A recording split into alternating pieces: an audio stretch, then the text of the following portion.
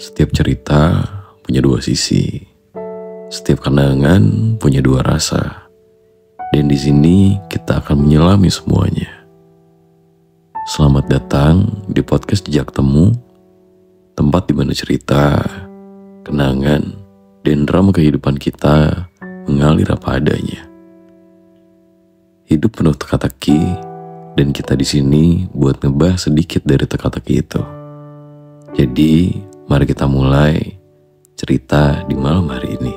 Semoga dengan mendengarkan cerita ini bisa menjadi penghantar tidur buat kamu yang sedang susah tidur.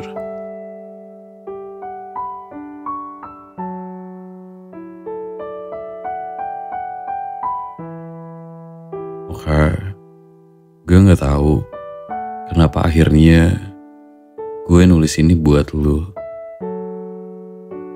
Apa mungkin karena lu satu-satunya orang yang gue percaya untuk bener-bener dengerin? Atau karena gue capek harus berpura-pura terus? Atau mungkin karena kalau gue gak nulis ini sekarang, gue bakal gila.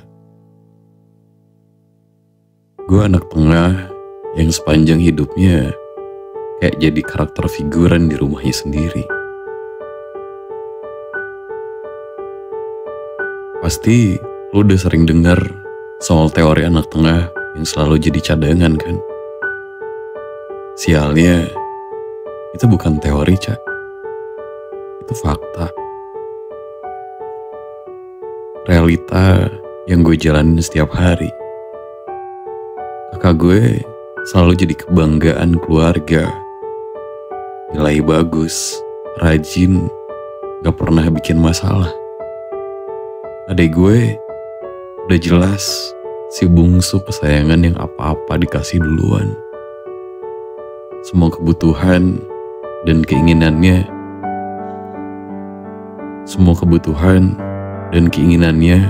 selalu jadi prioritas di rumah ini. Terus gue ada di tengah-tengah, nggak tahu harus berdiri di mana. Nggak ada yang bener-bener peduli gue lagi, entah baik-baik aja atau enggak. Gue rasa yang mereka peduliin tuh, yang penting gue gak bikin masalah. Gue bisa ngertiin kondisi keluarga. Tanpa mereka mau lihat dari sudut pandang gue, dari sisi gue, dari perasaan gue. Gue yang selalu harus ngalah, selalu harus ngerti orang lain. Ngertiin nyokap, bokap, kakak dan adik gue. Tapi gak ada satupun yang pernah repot-repot berusaha atau minimal mau ngertiin gue. Udah terlalu lama gue pura-pura baik-baik aja. Ketawa paling kenceng, bercanda paling banyak. Seolah gue gak punya masalah sama sekali. Seolah hidup gue baik-baik aja. Dari dulu, orang-orang selalu lihat gue sebagai orang yang santai ngadepin hidup ini. Orang yang gampang ketawa. Orang yang selalu kelihatan gak punya beban hidup. Dan gue gak nyalain mereka yang berpikir begitu tentang gue. Bukan salah mereka menilai gue begitu. Karena jujur, gue sendiri udah capek kalau harus ngejelasin ke semua orang kalau sebenarnya gue gak sekuat itu dan hidup gue gak seindah yang mereka bayangin. Gue cuman pintar aja berpura-pura dan nutupin semuanya. Tapi lo tahu kan, Cak? Ada orang-orang yang pura-pura bahagia supaya gak ada yang nanya kenapa mereka gak bahagia. Lucunya, gue adalah salah satu dari mereka. Waktu gue pikir gue udah kebal sama rasa gak dipilih, gak diutamain, gak dianggap. Waktu itu juga gue dibikin keliru sama pemikiran gue itu. Kurang lebih 5 tahun lalu, pas awal masuk SMA, gue ketemu satu cowok secara absurd banget. Gue inget banget waktu itu gue lagi berdiri di depan papan pengumuman, nyari nama gue masuk ke kelas mana. Pundak gue ditepuk dari sebelah. Gue pikir itu temen gue yang tadi bareng. Waktu gue lihat, kita sama-sama kaget dan bengong. Dia bengong karena salah nepuk gue. Gue juga bengong karena ternyata orang yang nepuk itu bukan temen gue. Bahkan gue gak kenal siapa orang itu. Absurdnya lagi, setelah beberapa saat kita cuman sama-sama bengong kaget gitu, terus tiba-tiba kita berdua ketawa bareng, ngetawain kebodohan kita. Gue yakin sih, kalau kita nggak punya frekuensi yang sama, pasti bakal jadi makin awkward banget waktu gue ketawa begitu. Tapi, karena memang kita punya radar yang sama, makanya bisa seasik itu jatuhnya. Takdir tuh kayak ngebercandain kita gitu, dengan bikin gue sama dia sekelas. Apalagi waktu gue ditunjuk jadi ketua kelas dan dia adalah wakilnya. Dari situ kita jadi makin dekat. Gak butuh waktu lama sampai semua orang di kelas, bahkan di sekolah, mulai nge-ship kita. Gue dan Galaxy kayak couple goals versi teman-teman kita. Ketua kelas dan wakilnya yang kerja sama dalam banyak hal, yang ada buat satu sama lain. Waktu itu, gue gak ngegubris asumsi-asumsi aneh teman-teman lain soal gue dan dia. Karena saat itu, gue ngerasa kalau kita cuma temenan aja. Tapi lu tahu kan, Ca, kenyataan seringkali gak seindah yang orang-orang bayangin. Kedekatan gue sama dia bikin gue lama-lama makin nyaman sama dia. Perhatian dia yang gak kayak temen biasa itu lama-kelamaan bikin gue baper. Seperti yang bisa lu tebak, akhirnya gue ada rasa sama dia. Gue beneran suka sama dia. Awalnya gue kira ini cuma sekedar nyaman, cuman seneng punya teman yang selalu ada. Tapi lama-lama gue sadar kalau gue beneran jatuh cinta sama dia. Pertama kalinya dalam hidup gue ngerasa dipilih. Atau seenggaknya, gue pikir begitu, gue pikir gue dipilih. Tapi itu gak bertahan lama, Ca. Di akhir kelas 10, dia cerita kalau dia baru aja jadian sama anak kelas lain. Ini kebodohan pertama gue yang menyeret gue ke dalam masalah saat ini. Waktu itu, gue cuma diem. Waktu dia ketawa, gue ikut ketawa. Gue pura-pura gak ada apa-apa. Dan di saat yang sama, gue ngerasa kayak ada sesuatu yang patah di dalam diri gue. Gue pikir gue bisa lupain perasaan gue. Gue pikir, ya udahlah, yang penting kita masih bisa temenan. Tapi nggak segampang itu. Lo tahu rasanya, Ca. Harus dengerin orang yang lo suka cerita tentang pacarnya. Harus jadi tempat dia pulang pas dia berantem sama pacarnya. Harus jadi orang pertama yang dia cari pas dia butuh. Tapi lo bukan pilihan pertamanya. Gue beneran berharap waktu naik ke kelas 11, gue bisa lepas dari dia.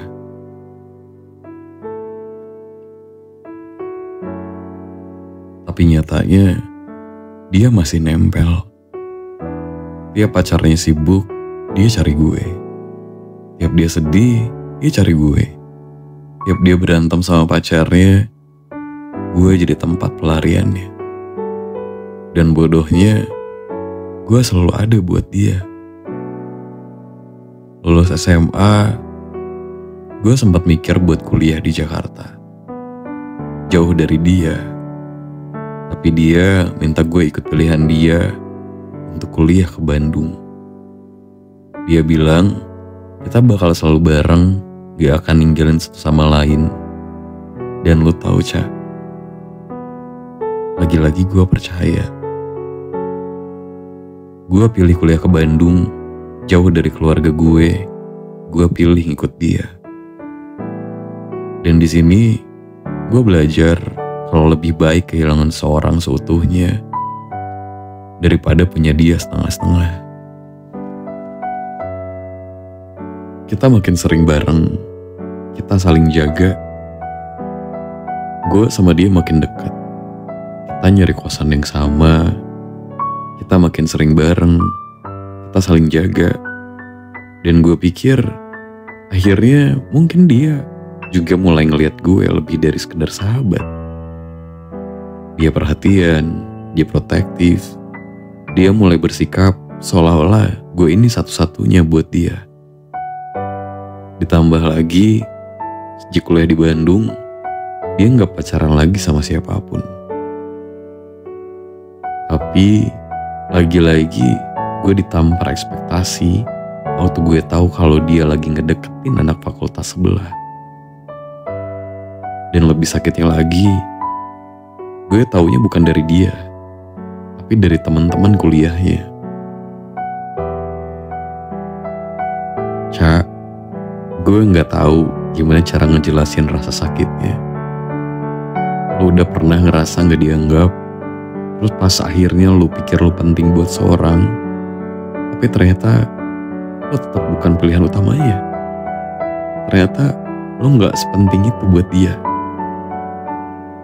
Gue capek, gue beneran capek. Tapi begonya gue masih gak bisa pergi. Gue coba buka hati buat orang lain, berharap bisa ngelepasin perasaan gue ke dia. Gue juga pingin kayak dia yang happy sama orang lain. Mungkin aja gue cuman jatuh cinta ke orang yang gak tepat. Jadi kalau gue bisa nemuin orang yang tepat, gue gak bakal sakit ini. Masalahnya, setiap ada cowok yang deketin gue, dia pasti ngelarang. Awalnya oke, gue nurut. Gue pikir dia yang punya banyak temen sampai antar fakultas, pasti kurang lebih tahu mana-mana aja cowok player. Tapi ternyata dia gak berhenti di situ aja. Setiap ada yang deketin gue, pasti dia gak suka. Sampai akhirnya gue burn out dan balik marah ke dia. Gue minta dia buat gak ikut campur soal percintaan gue. Sama kayak gue yang gak pernah ikut campur masalah dia dan pacar-pacarnya. Di situ hubungan kita sempat renggang. Kita gak saling nyapa beberapa minggu. Tapi namanya kamar kos sebelahan, mau ngehindar gimana juga pasti ada masanya buat ketemu juga kan. Kalau udah ketemu gitu, gak mungkin saling diem-dieman kan. Kita baikan lagi, dia janji gak bakal overprotective lagi. Waktu gue dekat sama cowok, dia tetap gak suka. Ya, meskipun cara ngelarangnya gak se-ekstrim sebelumnya. Dia cuma minta gue buat gak pacaran sama cowok itu. Tapi gue pikir karena alasan yang dia pakai sama aja kayak biasanya, jadi gue gak dengerin dia. Gue dengan batunya tetap pacaran sama cowok itu. Sampai hal yang gak pernah gue bayangin terjadi. Harusnya hari itu dia jemput gue di kosan karena kita mau nonton. Terus waktu sampai kosan gue, dia bilang mau ikut ke toilet. Tapi pas masuk ke kamar kos gue, dia bukannya ke kamar mandi, malah berusaha buat ngelecehin gue, Ca.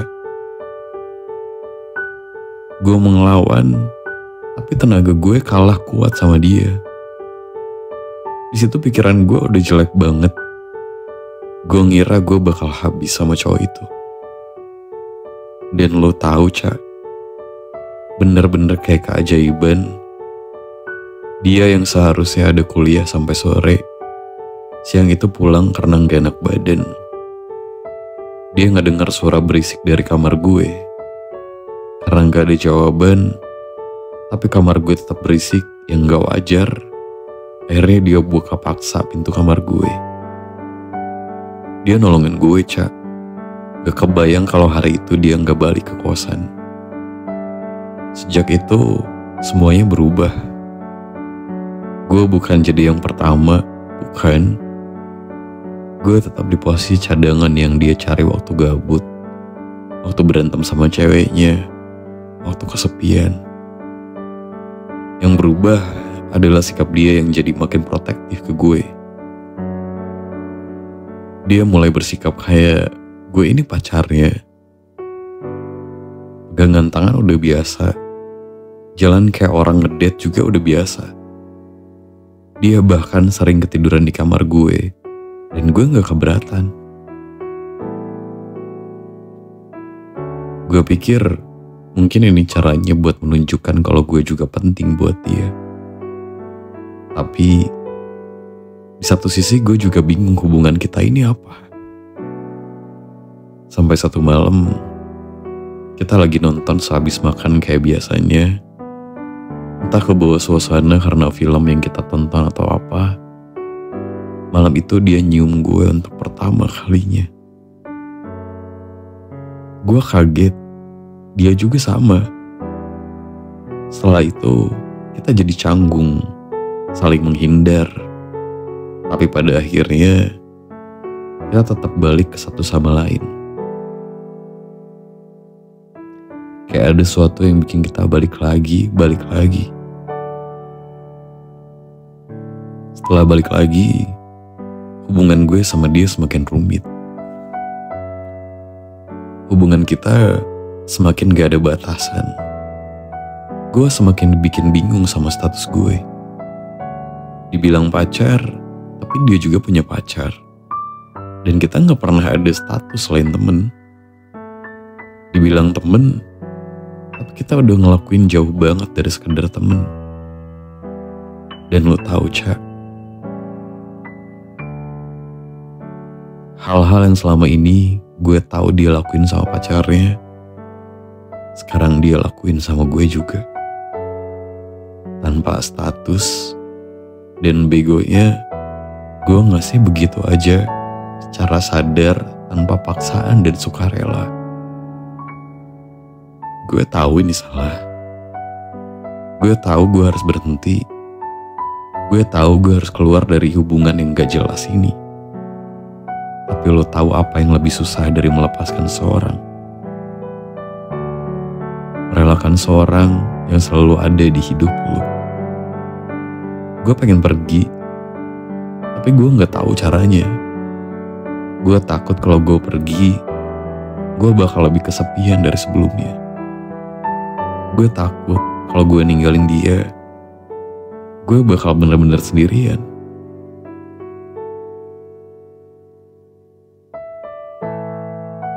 Jadi, gue nulis ini ke lu, Ca. Gue capek, tapi gue gak tahu gimana caranya berhenti. Gue tahu gue bukan pilihan utamanya, tapi entah kenapa, gue tetap gak bisa ninggalin dia, Ca. Gue cuman pengen tahu, Ca, menurut lo, apa masih ada cara buat gue keluar dari semua ini? Atau gue udah terlalu jauh buat bisa balik?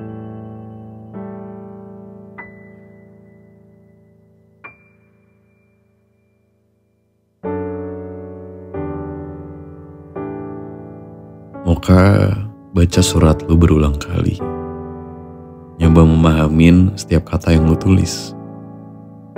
Dan jujur, Moka gak bisa pura-pura gak sakit ngelihat lo ada titik ini. Dan jujur, Mocha gak bisa pura-pura gak sakit ngelihat lo ada di titik ini. Titik dimana lo ngerasa capek, bingung, dan gak tahu gimana caranya pergi. Mocha ngerti, Mocha paham kalau perasaan itu gak segampang dimatiin kayak lampu. Mocha ngerti kalau hati lo gak bisa tiba-tiba berhenti berharap. Meskipun kepala lo udah teriak buat berhenti. Mocha juga ngerti kalau rasa sayang lo ke dia bukan suatu yang bisa lo hapus cuman karena dia gak bisa milih lo. Tapi coba dengerin Mocha baik-baik ya. Lo gak salah karena mencintai seorang dengan tulus. Lo gak salah karena pernah berharap. Yang salah adalah saat perasaan itu mulai nyakitin lo lebih dari membahagiakan lo. Saat lo mulai kehilangan diri lo sendiri demi seorang yang bahkan gak berani menggenggam tangan lo dengan utuh. Mocha pengen lo tahu satu hal.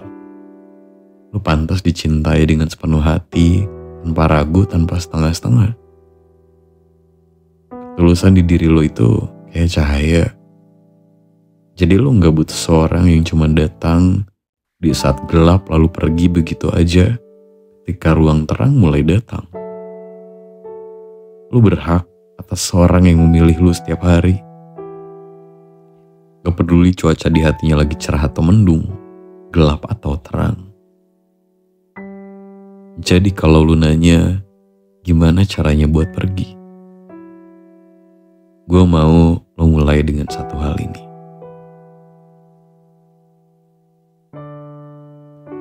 Mulailah dengan cinta sama diri sendiri, kayak lu cinta sama dia.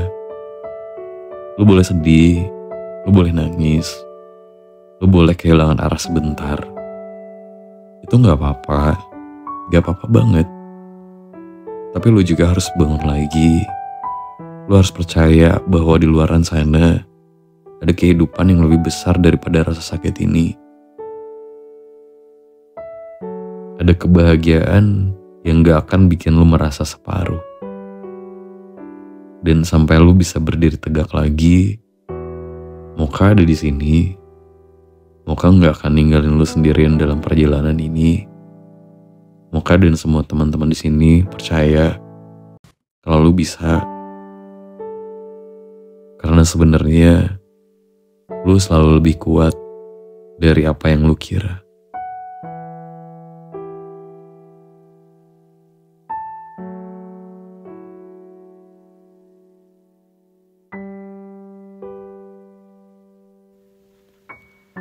Hidup memang kadang bikin kita jatuh.